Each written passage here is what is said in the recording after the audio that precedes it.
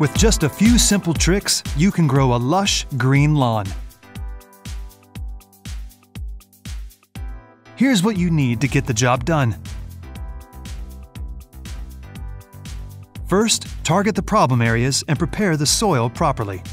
Start by removing weeds and damaged grass, as well as any debris, stones, and large roots.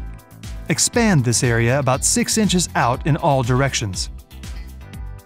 Next, dig about 6 inches deep to remove roots and rocks.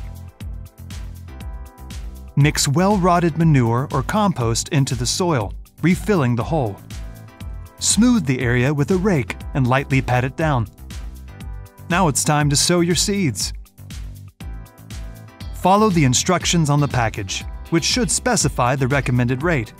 Use a spreader or scatter the seeds with your hands. Use a rake to cover them lightly with soil. Then, cover the area with a shallow layer of wheat straw or peat moss to hold the seeds in place and help them retain moisture. After planting your seeds, you'll need to follow a watering regimen.